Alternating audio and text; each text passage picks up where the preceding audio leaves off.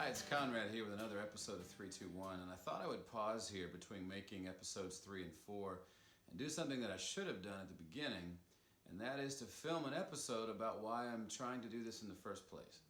So I'll try to keep this to 3 minutes, but I'm not going to worry about 2 points tonight.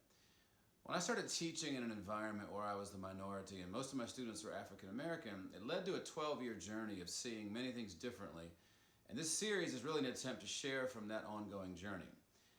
The 3-2-1 format is an idea that I came up with to help me focus on being more concise, which is not what I do naturally. My family will attest to that. But I became highly frustrated with both the polarization and the paralysis and the dialogue around issues of race in our country. And there seems to be this prevailing liberal and conservative views on the issue, and it feels like many people align themselves politically with one or the other and then dig their heels in and draw battle lines without ever making serious attempts to understand the people and the stories on the other side of the issue.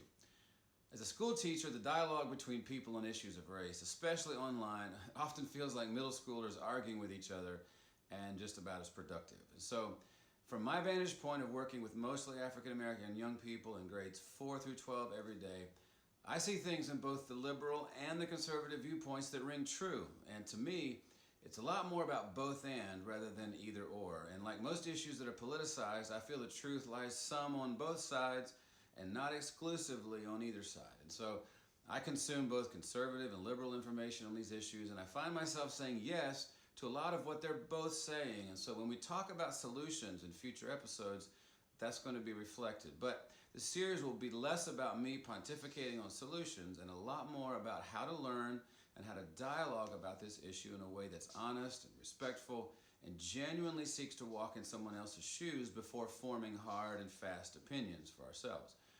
It's my belief that if this could happen in more relationships, then more and better solutions could be found at the local and the community level, which is where I think change will happen if it's going to. But in order for this genuine dialogue to happen effectively, I also believe that there are some conversations that need to happen in the white community, and that's another focus of this series.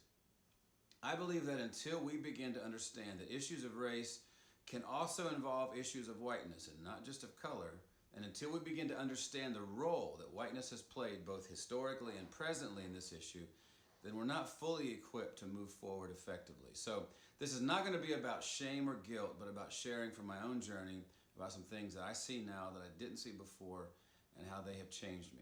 So if that helps a few people to dig into this issue more effectively, then it's worth it from my perspective. If you're watching this on Facebook, you can click the link above the video and that'll take you to the YouTube channel where you can see all the episodes as well as subscribe to the series to be notified when new ones are released. So I'm out of time. Thanks for spending some of yours here, and I hope you'll join me for future episodes of 321.